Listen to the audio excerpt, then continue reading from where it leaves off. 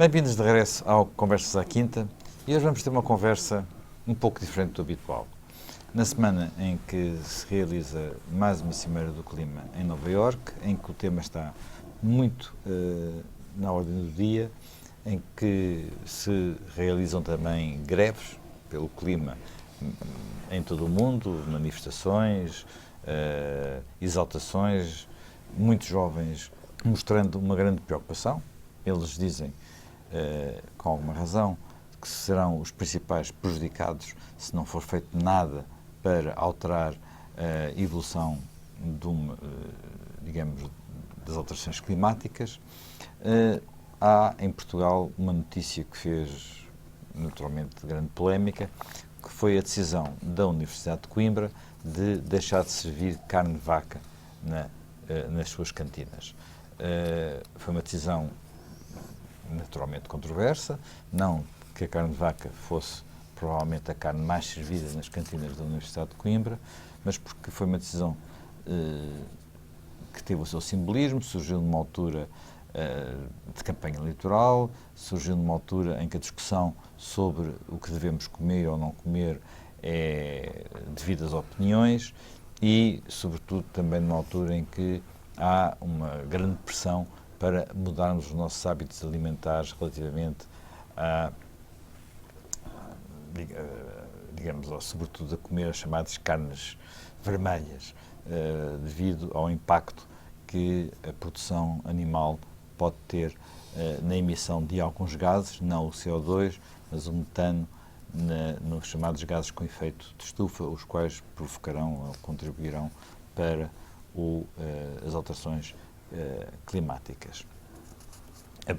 Jaime Gama, esta decisão da Universidade de Coimbra foi uma decisão cientificamente, quer dizer, há muitas pessoas que dizem, sendo uma decisão de uma universidade, devia ser uma decisão cientificamente fundamentada.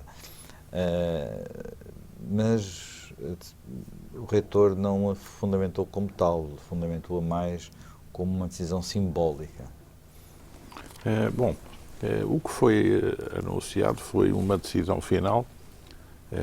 Eu não sei se foram consultados os órgãos internos da universidade. Não me parece que possa ter sido consultado uma valência forte dentro da Universidade de Coimbra em matéria de agricultura, silvicultura, pecuária ou veterinária, porque essas valências em Coimbra estão no Politécnico, estão na Escola Agrária. A Universidade de Coimbra nunca se notabilizou muito por estudar essa área e o que se depreende é que há uma decisão que quer ser emblemática, que quer marcar a Universidade de Coimbra,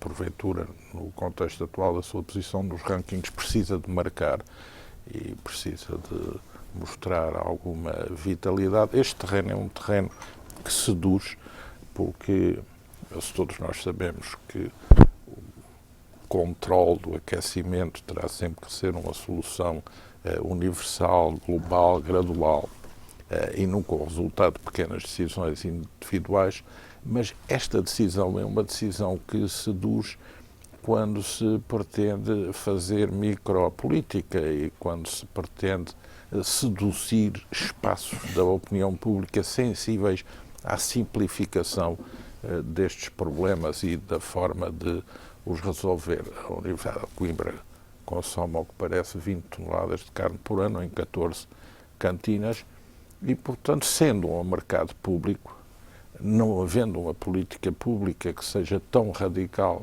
em relação à carne de vaca como essa, mas na base de querer ter bons scores, chamada universidade neutra em matéria de carbono, portanto, que não emite tanto,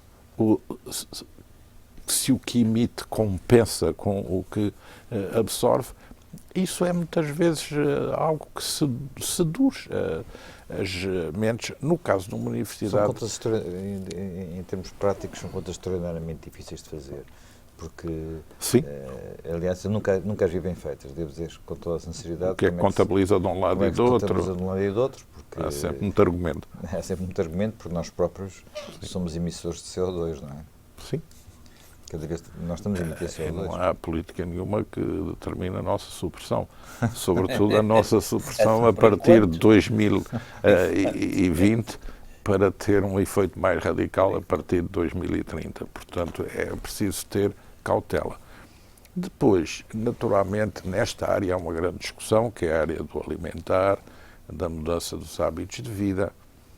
Nós temos que ter em consideração também o que é o passado histórico, ou seja, durante muitos anos havia um déficit de carne de vaca em Portugal. E ainda hoje há, porque a carne de vaca nós só produzimos 1/3 daquilo que consumimos, importamos o resto. O desenvolvimento de uma pecuária orientada para a carne de vaca foi algo que, em primeiro lugar, veio corresponder a uma necessidade da população. Nós também não podemos ignorar o que é o desejo de uma população pobre de ter acesso e poder comer carnes ricas em proteína, e o que isso representa também simbolicamente para essas populações, porque se libertam do porco, da galinha, podem dar às suas crianças ou aos seus filhos carne de vaca, que é um bem que tem um grande significado sentimental na valorização do alimento e na valorização individual e das famílias. E que teve um impacto grande, digamos, a mudança da dieta dos portugueses teve um impacto muito grande, nomeadamente uma coisa tão simples como a nossa altura, não é?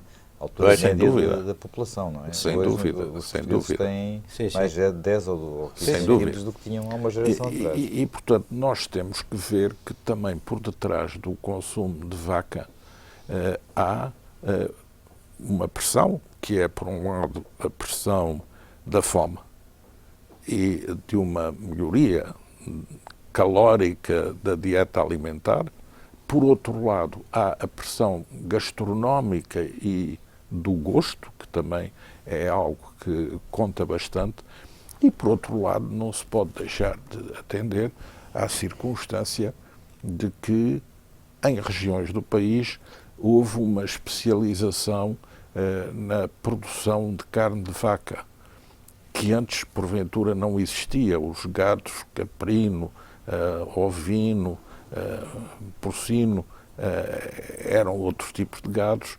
As raças tradicionais portuguesas são muito importantes, mas são raças que não asseguram o abastecimento completo da população do país, por maior que seja são raças o seu valor. Muito circunscritas. E, por outro lado, a necessidade de contrabalançar as importações cada vez maiores por necessidades de consumo, que também devem ser entendidas, levou a desenvolver em algumas áreas, em especial no Minho, entre Douro e Minho, no norte litoral e no Alentejo, áreas de produção de gado para carne, que também representam, do ponto de vista da produção do sector agrícola português, um grande esforço, um grande desenvolvimento e que têm sido estimuladas pela política agrícola comum desde há muitos anos. Aliás, à semelhança do que a própria política agrícola comum desde há muitos anos veio fazendo pelas pecuárias de Inglaterra, da Alemanha e da França. Portanto, isso também foi algo que correspondeu da parte dos nossos agricultores especializados nessa área à sensação de que estavam a vir a cativar uma facilidade, um benefício que era concedido a outros. Naturalmente, todas as questões alimentares estão sempre em discussão e a mudança das dietas é uma coisa que está sempre em aberto. A educação para uma boa alimentação, uma alimentação sã, é hoje algo que pesa muito, mas uma coisa é a educação com base em suportes científicos e a defesa de políticas de transição graduais, e outra coisa é a resolução drástica e absoluta de um problema sem ter em conta o gosto da maioria dos consumidores, sem ter em conta o impacto no tecido económico dessas áreas de agricultura que se desenvolveram para essas produções específicas, e também a noção de que nada disso pode ser resolvido unilateralmente por um país, muito menos por uma só universidade, naquilo que compra para as suas cantinas. Portanto, a fundamentação de uma decisão simbólica, sobretudo por parte de uma universidade, eu penso que teria ganho imenso em assentar num debate científico mais rigoroso e num debate onde também seja respeitado o direito de opção dos consumidores, porque o que está em causa e o que é recomendado e dito é redução, mas não abolição. E, portanto, a abolição drástica é uma coisa tão sem sentido como se tomar uma decisão para ser obrigatório, único e exclusivo comer carne de vaca nas cantinas de uma universidade. Não faz muito sentido. Quer dizer, na sua relação com o meio académico, Coimbra sempre foi um caso um bocadinho à parte, não é? Portanto... Sim, Coimbra, tradicionalmente, até era no anterior regime, era um bastião, digamos, do regime, do salazarismo, as universidades, as faculdades de Direito e mesmo as humanidades, quer dizer, Coimbra era um bastião de... Hoje em dia também penso que Coimbra, e além disso tinha outra característica muito interessante, era um grande viveiro de política dos dois lados, não é? Quer dizer, por exemplo, uma coisa que praticamente não existia no resto, existia marginalmente um bocadinho em Lisboa, na Faculdade de Direito, mas era gente da direita, por exemplo, na política, e Coimbra teve sempre, aliás, viu-se isso até naquelas últimas crises antes do fim do anterior regime, que Coimbra tinha de facto uma presença forte política, quer da direita, quer da esquerda. Hoje em dia acho que isso decaiu bastante, não é? Hoje em dia não há essa... Aliás, decaiu muito as posições políticas nas universidades, perderam, enfim, esse combate político que antes se centralizava muito aí. Hoje, de certo modo... Agora, quer dizer, eu acho que estas questões que estão de há uns 30 anos, talvez a esta parte, quer dizer, tenham de facto, não há dúvida que não vamos ser também negacionistas destes fenómenos do aquecimento global, quer dizer, então, mas de facto temos todos a noção que é uma área em que, digamos, os cientistas, toda a gente fala, não estão divididos no sentido radical de catastrofistas e de negacionistas, mas há posições, quer dizer, posições de meio. Só que aqui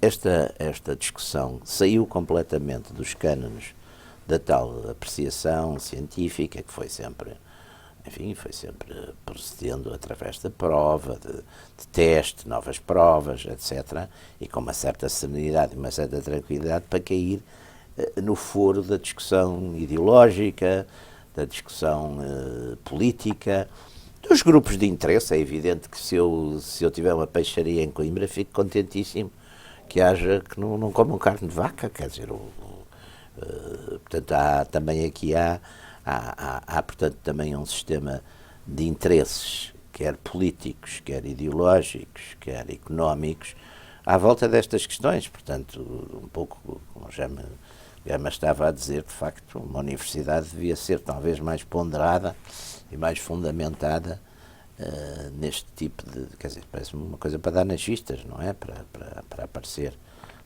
numa altura ou num momento em que estão exatamente, há uma grande paixão e uma grande pressão e tensão à volta destas questões, não é?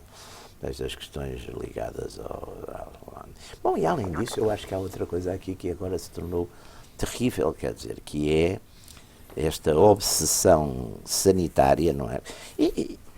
E há outra coisa aqui que também é muito importante, quer dizer, o progresso normalmente, é evidente, se a gente quiser voltar para níveis de contaminação, ou lá o que for, anteriores a um século para trás, também há muita coisa que é evidente que a industrialização, por definição, tem altíssimos custos nestas matérias, mas o que me parece que faria sentido era também, em cada caso, ver o que se ganha e ver o que se perde, quer dizer, por tudo isto são questões que, mas de repente há uma espécie de ditadura que vem, aliás, noutras histórias, daquilo que a gente, por comodidade, chama correção política, que agora também é uma correção sanitária, é uma correção económica, quer dizer, entramos numa fase em que há um policiamento não só enfim, da linguagem, que há palavras que não se podem usar ou não se devem usar, mas dos comportamentos, há uma espécie de suspeição quase, quer dizer, passamos de uma linha, digamos, por exemplo, em matéria das relações dos homens com as mulheres, passamos de uma linha que era mais depressa, enfim, um bocadinho libertária, passamos para uma linha quase neopuritana, portanto, com um policiamento das linguagens, aqui ainda não chegou, mas chegará um policiamento das linguagens, um policiamento dos comportamentos, uma imputação sempre de agressão, e, portanto, quer dizer, isto, de facto, além do que também, do ponto de vista económico, pode significar em termos de prejuízo e também de, no fundo, impor às pessoas, digamos, por via negativa, o abster-se exatamente de um consumo que até histórica e socialmente tinha muita importância. Eu estava-me a lembrar agora do romance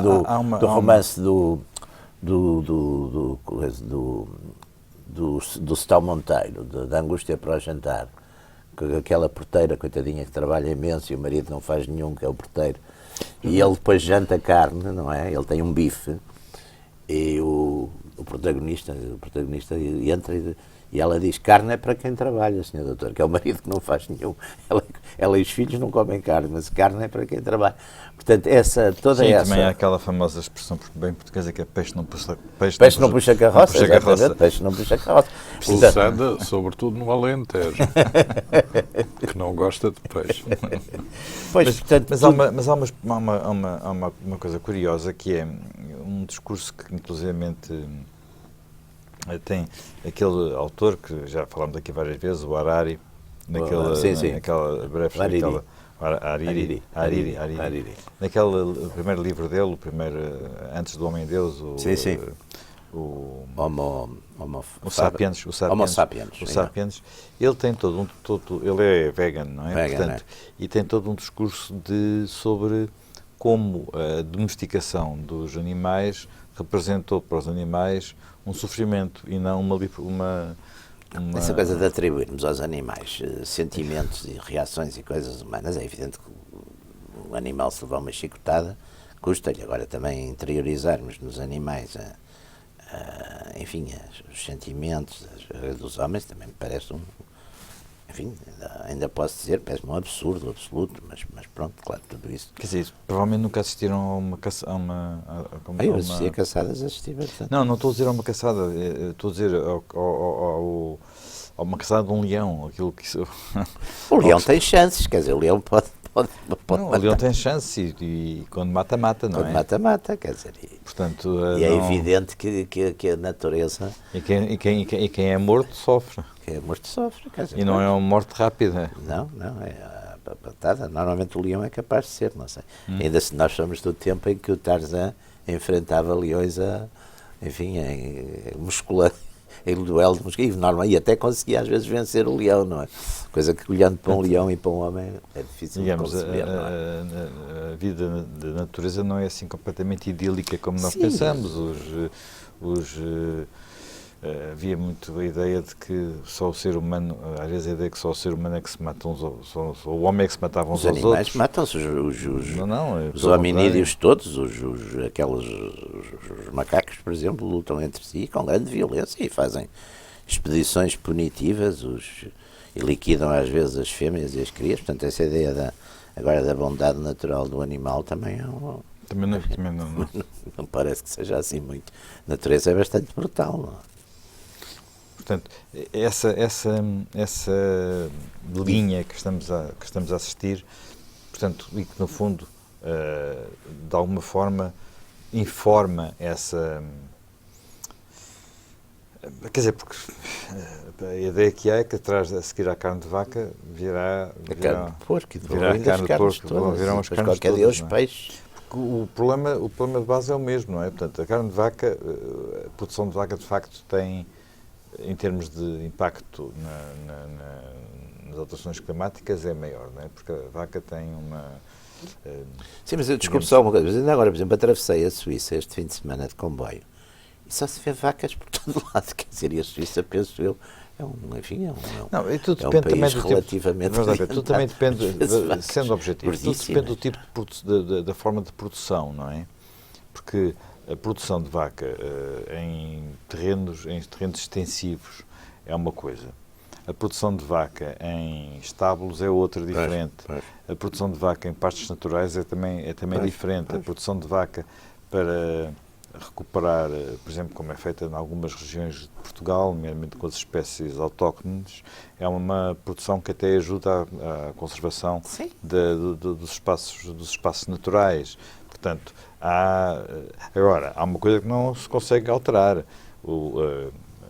A digestão dos animais emite gases, que é o caso em concreto do metano, e o metano tem, cada célula de metano tem um efeito de estufa, enfim, depois os cientistas nestas coisas também... 1 quilo de bife, 150 km de viatura a circular. E é. Enfim, essas contas são sempre muito discutíveis. O que é apresentado emblematicamente como argumento. Entre o que diz a EPA, que é o Instituto Americano, que está no site da EPA, que é 25 vezes o efeito de uma molécula de CO2, efeito de estufa provocado por uma molécula de metano, e um estudo recente da Lancet, que é uma revista médica inglesa, que diz que é 250 vezes, temos uma latitude muito grande. Portanto, há sempre aqui uma certa controvérsia nestas coisas onde a ciência ainda não está completamente consolidada. Já me lembro, açoriano, terra de produção extensiva de vacas, digamos assim, aquilo é quase natural, não é? Portanto, não parece ser uma coisa, parece fazer parte quase da natureza. É uma coisa que não... Como é que aquilo é sentido pelas pessoas? A pecuária açoriana está mais orientada para a produção de leite e não tanto para a produção de carne. Embora agora já haja umas raças que estejam a ser implantadas nas produções pecuárias orientadas para o mercado de carne. Aliás, dá-se a circunstância de que, com o incremento turístico, a procura de carne nos Açores é muito grande nos restaurantes e alguma dessa carne que é confeccionada até é carne importada e carne latino-americana, porque permite trabalhar melhor certo tipo de produtos gastronómicos que têm procura. Mas a implantação dos charolês como raça bovina é algo que já tem 11 anos e agora também a introdução do Angus para gerarem produção de carne. É muito interessante verificar, contrariamente ao que se possa julgar aparentemente, a implantação do gado vaca nos Açores não é muito antiga. É algo que deve andar à volta dos anos 30, 40. Porque os Açores tiveram vários ciclos. Mas não havia, não há umas... Jaime, desculpe, não há aquela famosa... Quando é a esquadra espanhola vai, que lhe soltam os touros, não havia já, portanto, na terceira. Digamos, não havia uma pecuária tão grande como existe hoje. E a vaca foi... os Açores tinham, digamos, uma faixa até aos 400 metros de culturas agrícolas, depois tinham uma faixa de encosta e tinham uma grande parte dos terrenos no interior e nos cumes mais altos que estavam com vegetação virgem. E, portanto, a instalação da vaca é algo que é lento, porque a vaca é tida como um capital de risco para o agricultor, porque pode morrer. E, em segundo lugar, porque a vaca, para existir, necessitava de pastagem. E, nesse sentido, teve que comer para baixo os terrenos das produções agrícolas e para cima implicou uma atividade de arroteia dos terrenos incultos que teve que ser efetuada. E, para além disso, nos Açores, para ter uma produção rentável, é necessário a cada lavoura ter uma parte de terrenos em baixo, onde as vacas podem pastar durante o inverno, e ter uma parte de terrenos para cima, onde as vacas podem pastar durante o verão. E cada lavoura tem que gerir superfície em cima e em baixo para complementar melhor a sua atividade. Mas o apuramento de uma raça bovina para os Açores foi algo que durou muitos anos. A raça bovina predominante é a leiteira, é chamada Hollando-Micalense, é, portanto, uma Holstein Friesian adaptada àquela ecologia, àqueles solos e àquele clima. E a produção foi fundamentalmente, durante muitos anos, uma produção leiteira. Até os próprios vitelos não tinham absorção pelo mercado local. Como sabe, numa manada é necessário eliminar uma parte dos vitelos para que a manada seja economicamente reconstituída. E daí até resultou uma exportação de vitelos para a zona da Grande Lisboa que, no princípio, até era quase uma dádiva dos lavradores a quem os recolhia porque não sabiam o que fazer eles. Portanto, a produção de vaca muito orientada para o leite, porque basicamente o que predominava era o porco, as aves de capoeira, a ovelha não muito, a cabra, mais um pouco a cabra. A pecuária da vaca acabou por conquistar grandes superfícies, com muito boa gestão moderna, muito competitivo. Para vos dar uma ideia, as vacas dos Açores produzem por ano tanto leite como as da Dinamarca, o que significa uma alta qualificação. E é por isso que os Açores não têm grande expressão no mercado da carne, no todo nacional, mas têm 30 e tal % do mercado dos produtos lácteos, porque estão muito especializados e estão competitivos.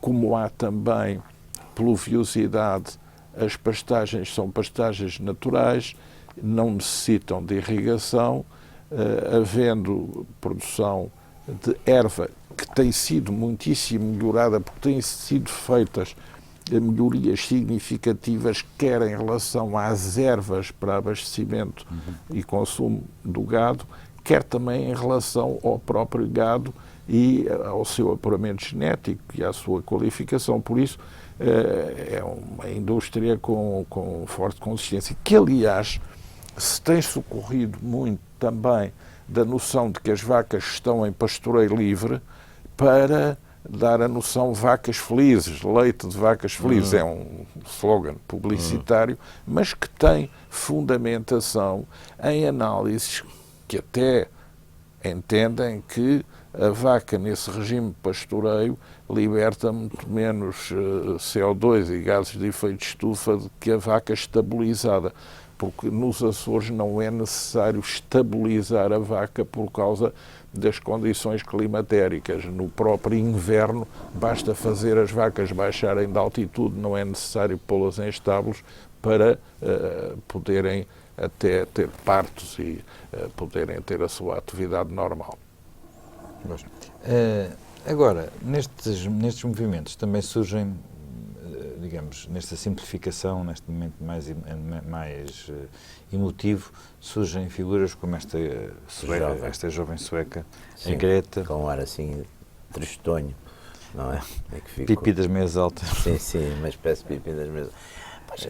Eu acho que tem um lado, digamos, a gente pode dizer, é uma figura podemos dizer, simbólica, simpática, mobiliza as Sim. pessoas, mas ao mesmo tempo tem um discurso às vezes um pouco redutor, porque não é fácil resolver os problemas daquela forma, não é? Não é que, sobretudo, não é fácil pôr as pessoas a viajar da Europa para os Estados Unidos no barco do Príncipe de Mónaco sempre, Pois, não é? à vela, Não sei, eu nem sei bem.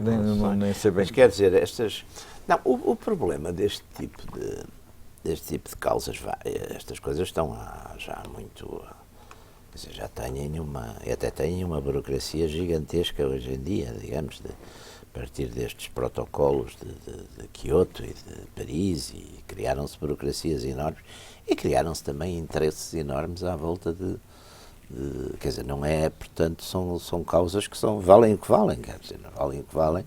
É evidente que todos nós temos a noção, quer dizer, um negacionismo radical hoje também não faz muito sentido, aliás, até eu costumo dizer, eu lembro-me há 50, talvez, ou mesmo há 60 anos, mas mesmo há 50 anos, que nós tínhamos, por exemplo, em Portugal, a chegada das estações era muito... dava-se por ela, quer dizer, a gente sentia-se a chegada da primavera. Eu lembro-me ali, quando ia para a faculdade, para a cidade universitária. Nós agora já não distinguimos bem sequer as estações, não é? Pois, não, mas exatamente. Não há dúvidas que era muito claro, quer dizer, é uma observação puramente empírica, não tem nenhuma... Se bem que a memória do tempo seja a pior memória de todas. Sim, mas eu lembro-me perfeitamente lembro-me, e penso que vocês também, já me com certeza que somos mais ou menos da mesma geração. Eu lembro, por exemplo, ali no Jardim do Campo Grande e depois sentia-se a chegada da primavera, havia os cheiros das árvores, o outono, uns dias de outono também já um bocadinho mais frios, soleados. Lembro-me perfeitamente desse... Ora, hoje temos a noção, não sei, está bem, é uma memória, mas temos a noção que às vezes exatamente o verão se estende quase até, não diria até ao Natal, mas quase até finais de novembro, e depois o inverno, por sua vez, também às vezes adianta-se até maio ou qualquer coisa. Portanto, há de facto algumas mudanças, para além, enfim, destes números que nos vão aparecendo e que, sei lá, tivemos agora, por exemplo, em Paris, uns níveis de aquecimento muito grande e tudo isso. E, aliás, as temperaturas, como há registros de temperaturas há praticamente 200 anos, também podemos ir vendo que há, de facto, um efeito desses. Agora, as consequências desse efeito, e sobretudo também há aqui um problema, quer dizer, quais são os custos é evidente que a gente pode fazer imensas coisas, quer dizer, nesse sentido. Agora, quais são os custos, quais são, portanto, digamos, o que eu chamaria os custos perversos de algumas destas ações em termos económicos, em termos sociais, em termos de quebra até de uma certa... também de um certo meio ambiente, não é? O que é que... Porque depois aqui, como em tudo, é evidente que aparecem uns fundamentalistas e uma gente um bocado louca também, quer dizer, pela mesma razão que há uns que negam absolutamente que haja qualquer coisa e, portanto, não querem absolutamente nada, mas há outros que querem, de facto, absolutamente tudo e portanto, aqui há uma... Quer dizer, este tipo de debates, e depois tem sempre uma coisa que é altamente perigosa, que é o uso da ciência dos cientistas, quer dizer, há um livro muito interessante do Arthur Koestler, que é The Sleepwalkers, que é uma espécie, onde ele mostra o lado apaixonado e portanto, também, de certo modo, emocional de muitas histórias da ciência moderna, portanto, quer dizer, também da ciência moderna, ele faz isso a partir praticamente do século XVI, XVII, mas quer dizer, tudo isso deve-nos levar a ter uma atitude mais cautelosa e não ser, de facto, estas coisas completamente emocionais e também tocando, às vezes, o lado da loucura, não é? Que estamos um bocadinho a assistir também. Não? Sim, mas há problemas concretos que são, de facto, difíceis de resolver. Por exemplo, há indústrias que não se vê como é que possam de repente deixar de ser, como é que possam ser descarbonizadas, quer dizer, nós não podemos viver sem aço. Como é que se descarboniza as cirurgias? Nós não podemos viver de um momento para o outro, de repente não podemos dispensar o automóvel, e o automóvel elétrico não está ainda suficientemente desenvolvido. Não podemos dispensar os aviões. de repente, de um dia para o outro, como é que como é que se compagina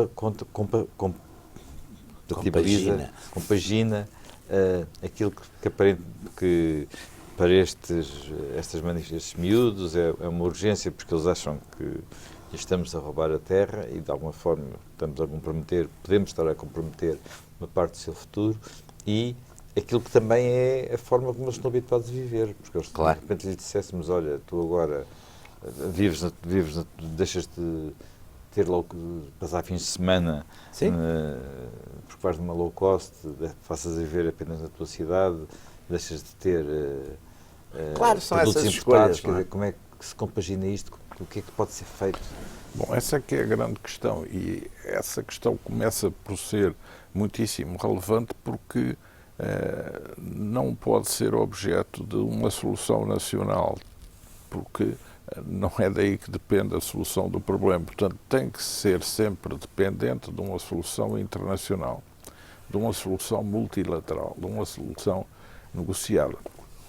E por isso fazer repor esse tema por parte de todos os participantes no quadro das Nações Unidas me parece ser uma coisa importante. Depois, há também... O problema é que como há países com níveis de desenvolvimento muito diferentes, sim, mas os que estão atrás dizem... Mas há um argumento sempre que é posto, que é comparar as emissões por país e depois comparar as emissões per capita.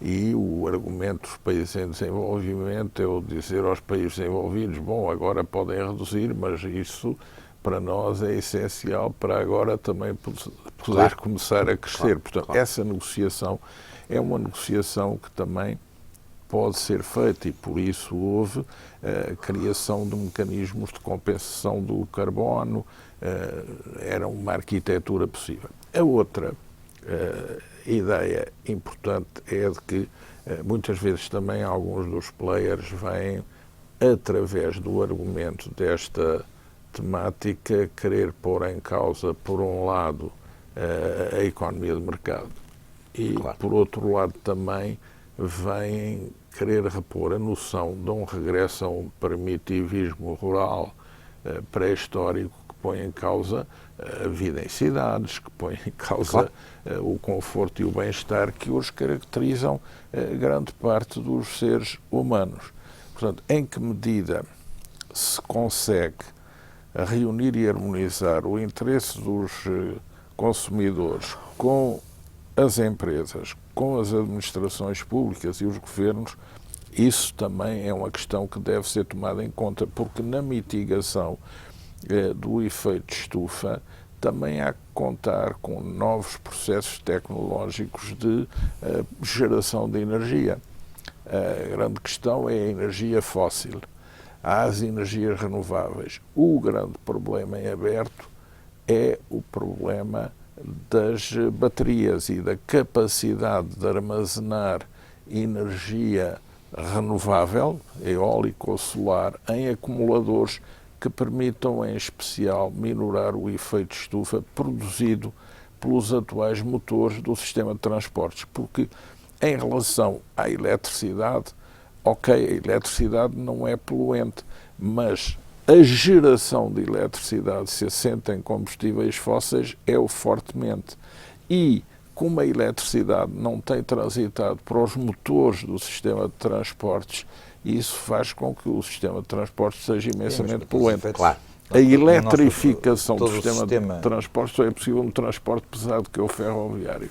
A sua passagem... Para produzirmos ventoinhas, precisamos de aço. Para construirmos barragens precisamos de cimento. Sim.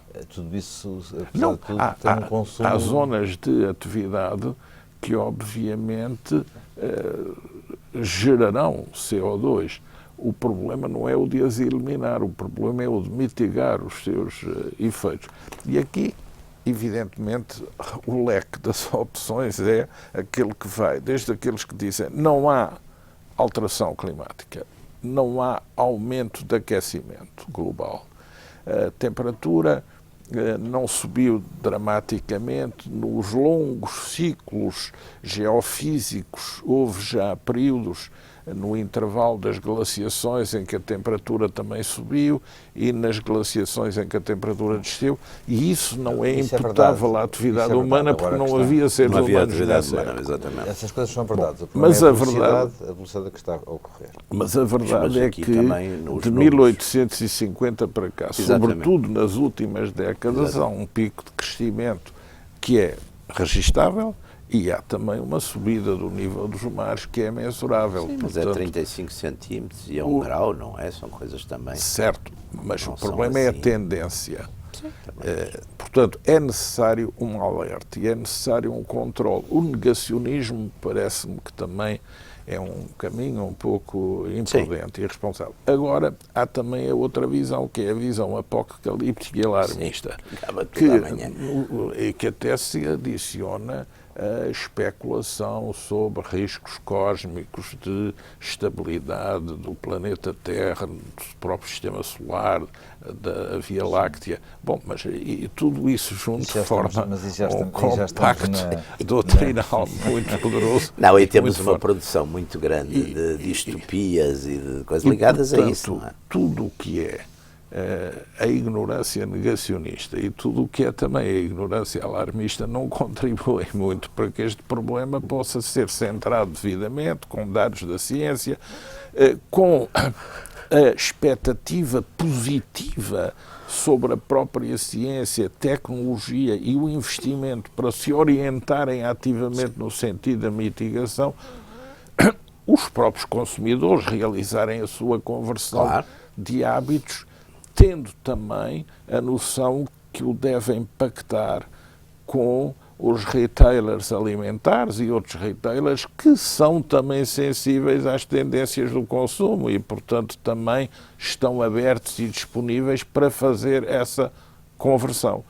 Mas essa conversão, se é certo que é necessária, também não é líquido que possa ser feita de um dia para o outro, a menos que houvesse um superditador universal ecológico que tivesse também a solução na mão. E quando se discute, por exemplo, com os alarmistas, o problema é o de que os alarmistas pontualizam muito bem os efeitos potenciais catastróficos, mas dão muito parcos quando se trata de apresentar soluções de mitigação e de discuti-las numa base realista. São muito ideológicos, são muito utópicos, são muito dogmáticos, são muito pela simplificação, são muito sectários. E muitas vezes atribuem tudo ao sistema. Quer dizer, Bom, isso é uma das correntes. Uma é atribuir ao sistema económico, ao modo de produção, para o pôr em causa. Portanto, é mais um argumento em cima da mesa a favor de um comunismo integral. Mas há também outros que, não se reclamando até de um posicionamento religioso, quase que perspectivam o problema numa dimensão cosmológica de teodiceia, panteística. Sim. E portanto, isso também... Um regresso a modos de vida primitivos. Sim, um regresso às pequenas comunidades, os pequenos cultivos, os vestidos tecidos pelos próprios, as roupas de serapilheira, os sapatos de alpercata. Portanto, é algo também que eu admito que possa ser vivido com grande intensidade emocional por pequenos grupos voluntárias. Mas como vamos fazer com que as grandes cidades sigam esses preceitos? Embora nas grandes cidades haja também uma cultura de quem não seja capaz de seguir esse caminho, mas seja capaz de teorizar esse caminho. Sente algum fascínio por isso, sente alguma atração quase mística por isso, e depois sente a obrigação de pagar o dobro por agricultura biológica ao fim de semana num mercado, apesar de não haver garantias às vezes que aquilo seja inclusive verdadeiramente biológico e verdadeiramente melhor e verdadeiramente mais saudável, porque estas coisas não estão e que inclusivamente seja ecologicamente e ambientalmente mais equilibrado. Aliás, devia ser mais botânico porque biológico é tudo. Claro. O botânico é que é um segmento vegetal E de mineral. toda essa área. Bem, hoje ficamos por aqui. Regressamos dentro de uma semana com um novo tema.